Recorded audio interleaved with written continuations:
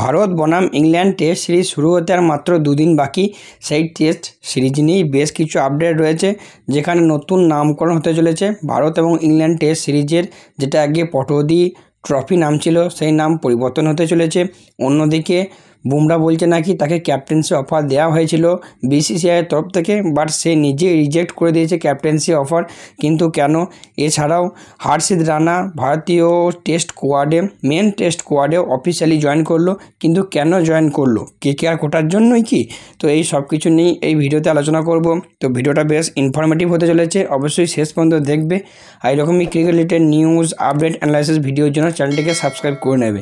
So চলো দেরি না করে ভিডিওটা শুরু করা যাক। তো প্রথমেই কথা বলবো ইন্ডিয়া এবং ইংল্যান্ড এই টেস্ট সিরিজের নতুন নামকরণ নিয়ে। তো বেশ কয়েকদিন ধরেই জল্পনা চলছিল, অনেক আলোচনা সমালোচনা আলাপ আলোচনা এসব চলছিল, যেখানে এই টেস্ট সিরিজের নাকি নতুন নামকরণ হবে অ্যান্ডারসন টেন্ডুলকার ট্রফি। বাট অনেক কারণের জন্য এটা হচ্ছিল না, যেটা মানে এই সিরিজের অলরেডি একটা নাম আছে পটৌডি ট্রফি, কিন্তু সেই নামটাই পরিবর্তন হওয়ার কথা ছিল, বাট বিভিন্ন কারণের জন্য হয়ে উঠছিল না।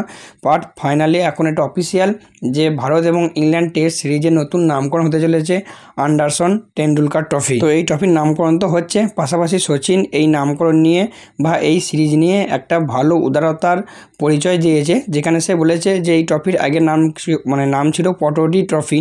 তো সেই ট্রফির নামটা যদি পরিবর্তন করা হয় তাহলে সেই পটৌডি পরিবারকে অসম্মান করা হবে। তাই সচিন বোর্ডের কাছে রিকোয়েস্ট করেছে যাতে ক্রিকেটের প্রতি পটৌডি পরিবারের যে ভূমিকা সেটাকে যাতে অবমাননা করা না হয়, তার জন্য অন্য কিছু ব্যবস্থা করতে।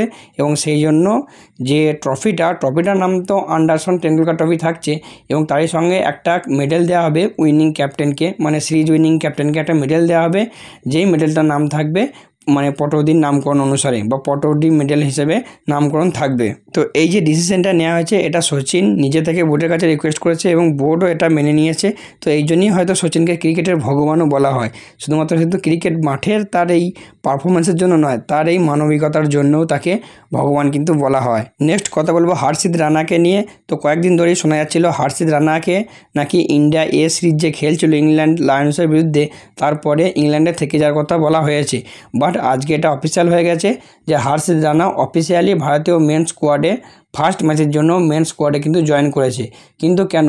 তো কিছু রিপোর্ট অনুযায়ী শোনা যাচ্ছে কিছু প্লেয়ারের মানে দু একটা বোলারের হয়তো একটু ইঞ্জুরির সমস্যা রয়েছে বা চলছে, কিন্তু কার সেটা এখনও পর্যন্ত অফিসিয়ালি জানা যায়নি। মানে জাস্ট টিমের তরফ থেকে এটাই জানানো হয়েছে যে দু একজন প্লেয়ারের একটু চোটের সমস্যা চলছে, তার জন্যই তাকে অ্যাজ এ ব্যাকআপ হিসেবে দলে রাখা হয়েছে।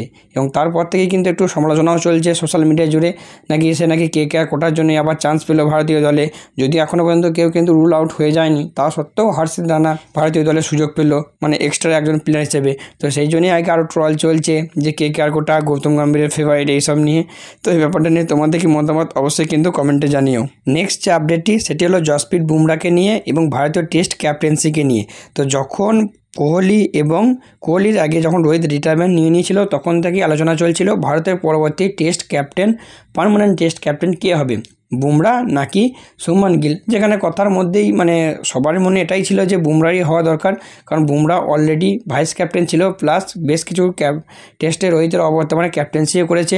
বাট তারপরে শোনা যায় যে বুমরা ক্যাপ্টেন হচ্ছে না, নতুন ক্যাপ্টেন হচ্ছে শুভমান গিল। বাট কেন বুমরাকে ক্যাপ্টেন করা হয়নি সেটাই বুমরা রিসেন্টলি একটা ইন্টারভিউতে রিভিল করেছে, যেখানে সে বলে যে রোহিতের রিটায়ারমেন্টের পর আমাকেই কিন্তু ক্যাপ্টেন্সির দায়িত্ব দেওয়ার কথা হয়েছিল, বা বিসিসিআই আমাকেই মানে বলেছিল যে ক্যাপ্টেন্সির দায়িত্ব পুরোপুরিভাবে তুলে নেওয়ার জন্য।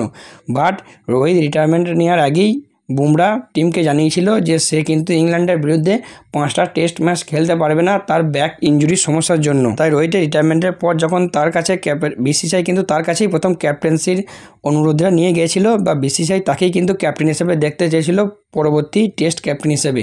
বাট সে বলে দেয় যে আমার পক্ষে এটা মেনে নেওয়া সম্ভব নয়, কারণ আমি 5টা টেস্ট ম্যাচ খেলবো না, কারণ আমার যে ব্যাক ইঞ্জুরি চলছে, তার যে ডক্টর রয়েছে বা ফিজিও রয়েছে তার সাথে আমি কথা বলেছি, সে জানিয়েছে যে 5টা ম্যাচ খেলা আমার পক্ষে সম্ভব হবে না। তো সেই জন্য এমনটা নয় যে আমি 3টে ম্যাচ খেললাম সেই 3টে ম্যাচে আমি ক্যাপ্টেন্সি করব, আর যে 2টো ম্যাচ আমি থাকবো না সেই 2টো ম্যাচে অন্য কেউ ক্যাপ্টেন্সি করবে, এটা ঠিক দেখায় না। এটা টিমের জন্য ভালো নয় বা বাকি প্লেয়ারদের জন্য কিন্তু ভালো নয়।